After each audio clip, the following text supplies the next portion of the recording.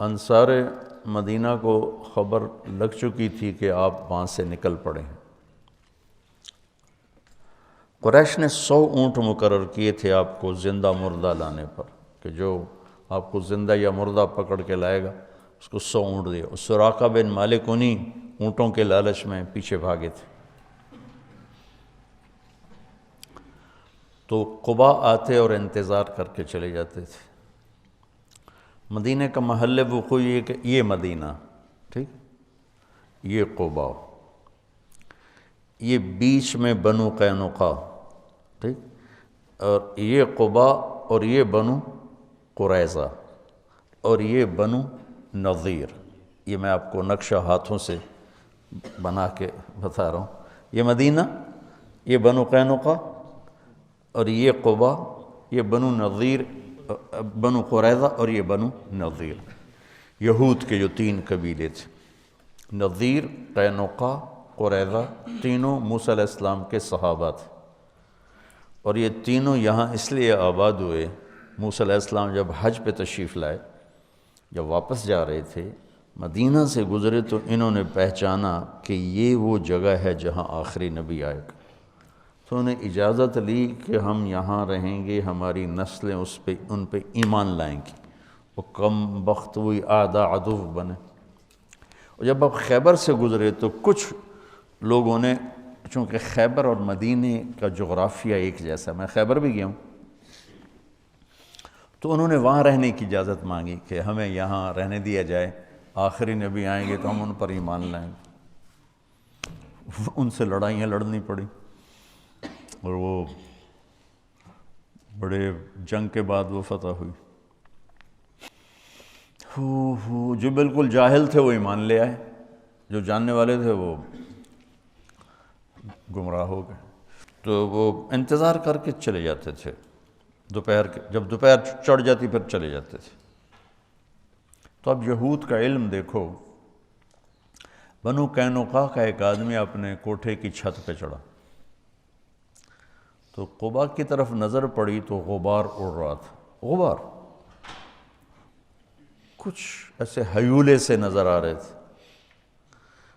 یہ 8 ربیع الاول ہے۔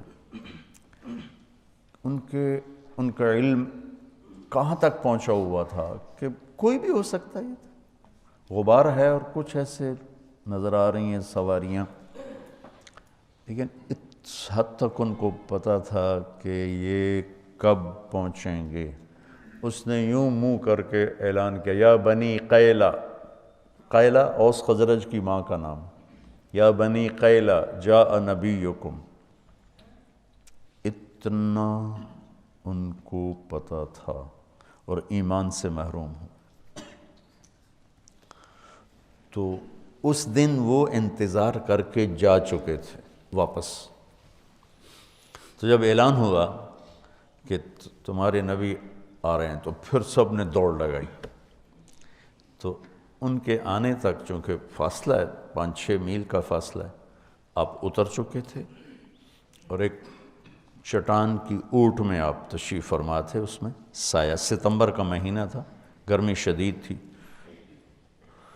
تاریخ ممکن ہے آگے پیچھے 16 مجھے یاد پڑتی ہے۔ تو اللہ کے نبی کی داڑھی سیاہ کالی، ابو بکر رضی اللہ عنہ اور اللہ کے نبی ہم عمر ہیں، لیکن ابو بکر کی داڑھی میں سفید بال زیادہ تھے، ان کی داڑھی کالی سفید تھی۔ اب مدینے والی تو نہیں جانتے، دیکھا ہوا نہیں ہے، تو انہوں نے قیاس کیا کہ یہ سفید داڑھی والا یہ نبی ہوگا، اور یہ ابو بکر ہوگا جو ساتھ کالی داڑھی والے۔ تو سب نے آ کر ابو بکر سے مصافحہ شروع کر دی، اور اللہ کے نبی سے کیے ہی نہیں۔ تو ابو بکر نے بھی نہیں بتایا کہ میں نہیں وہ، تو مصافحہ ہوتے رہے، وہ آپ کرتے رہے، کچھ نہیں بتایا۔ کچھ دیر جب گزر گئی تو سورج چٹان سے تھوڑا سا اوپر آ گیا، تو دھوپ آ گئی، تو ابو بکر رضی اللہ عنہ نے دوڑ کے اوپر چادر ڈال دی۔ اس پر پتہ چلا کہ یہ تو سارے مصافحہ ہی غلط ہو گئے، یہ نہیں، یہ نبی ہیں۔ تو پھر انہوں نے مصافحہ کی یا نہیں کیے، یہ کہیں نظر سے گزرا نہیں۔ کیے ہوں گے پھر ادھر بھی. تو پھر قبا والے بھی آ گئے.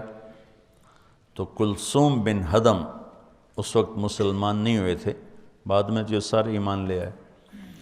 ان کے گھر میں آپ کو بطور مہمان ٹھہرایا گیا.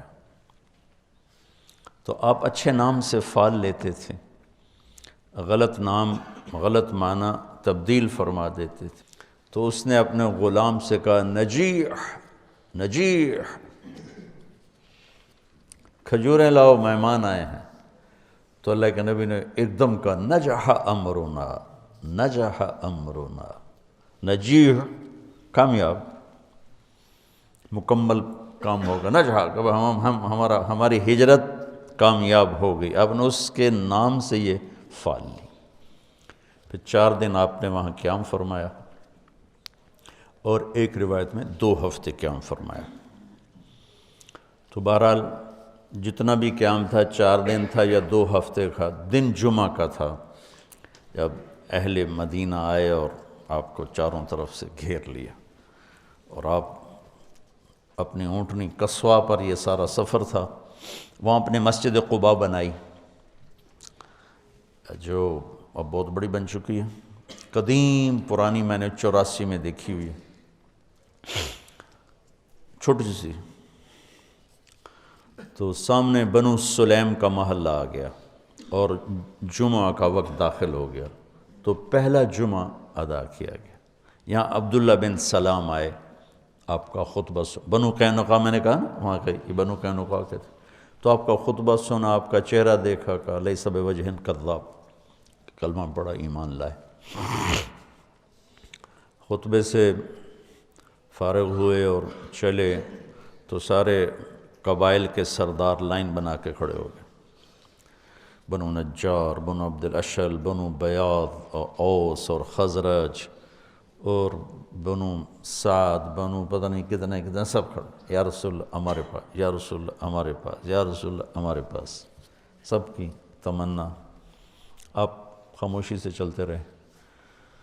تو وہ ثنیہ جو آتی ہے، ثنیۃ الوداع، اس کے آگے دامن میں مدینہ، سامنے گھر بستی اور آگے میدان. اس میدان میں بچے اکٹھے تھے، بچے بچیاں. ہم یہ آپ یوٹیوب پہ دیکھتے ہیں، بچے بچیوں کو نظمیں یاد کراتے ہیں تو وہ سنا رہے ہوتے ہیں، وہ پڑھ رہے ہوتے ہیں. تو اس دور کی جو اللہ کی طرف سے موہبہ جلیل تھا، فصاحت، وہ اس واقعے میں نظر آتی ہے کہ یہ جو بچے بچیاں کھڑے ہیں، انہیں کسی نے کوئی نظم یاد نہیں کرائی کہ جب وہ آئیں گے تو تم نے طلع البدر کہنا ہے.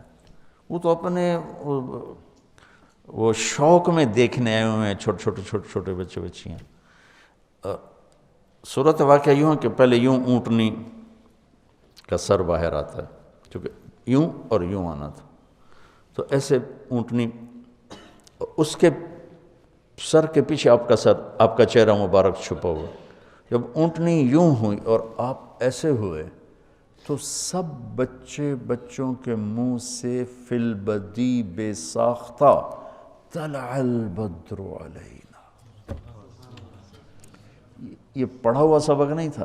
طلع البدر علینا من ثنیۃ الوداع وجب الشکر علینا ما دعا للہ دعا ایہا المبعوث فینا جئت بالامر المطاع جئت شرفت المدینہ مرحبا بک یا خیر داع. یہ شعر عام نہیں ملتا کتابوں میں، لیکن اس کا اضافہ جئت شرفت المدینہ مرحبا بک یا خیر داع. آپ نے، اور عورتیں ساری چھتوں پہ چڑھی ہوئی تھیں آپ کو دیکھنے کے لیے.